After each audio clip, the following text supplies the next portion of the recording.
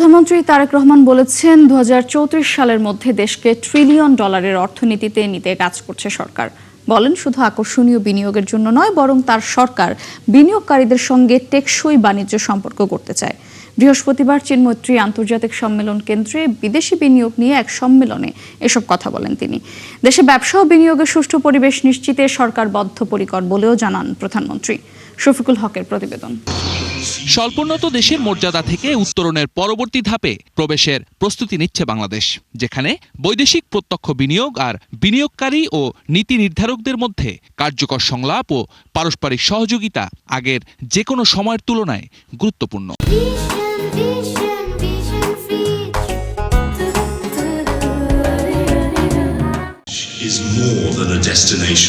এমন প্রেক্ষাপটে রাজধানীর বাংলাদেশ চীনমৈত্রী সম্মেলন কেন্দ্রে driving foreign investment for jobs and prosperities in Bangladesh নিয়ে আন্তর্জাতিক সম্মেলন ও ইনভেস্টর্স এক্সপোতে যোগ দেন প্রধানমন্ত্রী তারেক রহমান।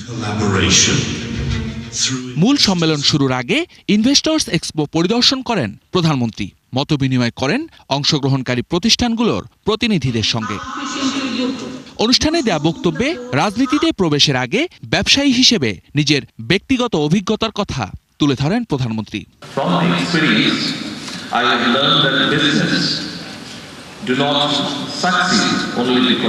আমার অভিজ্ঞতা থেকে আমি শিখেছি যে শুধুমাত্র উদ্যোক্তার যোগ্যতা বা রাজনৈতিক প্রতিশ্রুতির কারণে ব্যবসা সফল হয় না। প্রবৃদ্ধি সমর্থনকারী সরকারি নীতির কারণেও এটি আংশিকভাবে সফল হয়। বিনিয়োগকারী স্থানীয় উদ্যোক্তা কিংবা বিদেশি যেই হন না কেন, সরকার তার পাশে থাকবে বলেও প্রতিশ্রুতি দেন তারেক রহমান।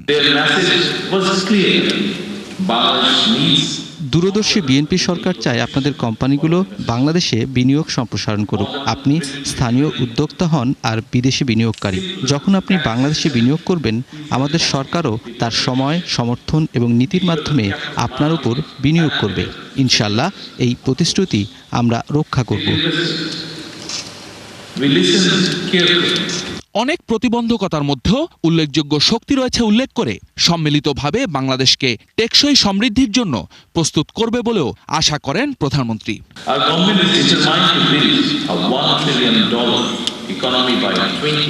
আমাদের লক্ষ্য হলো একটি নিয়মভিত্তিক, বিশ্বব্যাপী সংযুক্ত এবং বেসরকারি খাতচালিত অর্থনীতি গড়ে তোলা। আমাদের নির্বাচনী ইশতেহার অর্থনৈতিক রূপান্তরের জন্য একটি সুস্পষ্ট রূপরেখা প্রদান করে। আমাদের সরকার 2034 সালের মধ্যে $1 ট্রিলিয়ন অর্থনীতি গড়তে দৃঢ় প্রতিজ্ঞ। এ সময় একটি সমৃদ্ধ বাংলাদেশ গড়তে এখানে বিনিয়োগকারীদের বিনিয়োগের জন্য স্বাগত জানান সরকার প্রধান। সকলকে বাংলাদেশে বিনিয়োগ করতে এবং সমৃদ্ধি লাভ করতে স্বাগত জানাই। আসুন আমরা একসাথে বেড়ে উঠি, কর্মসংস্থান সৃষ্টি করি এবং বাংলাদেশকে নতুন রূপ দিই। আসুন আমরা একটি সমৃদ্ধ ও বিশ্বব্যাপী সংযুক্ত বাংলাদেশ গড়ার অংশীদার হই। শফিকুল হক, ৭১, ঢাকা।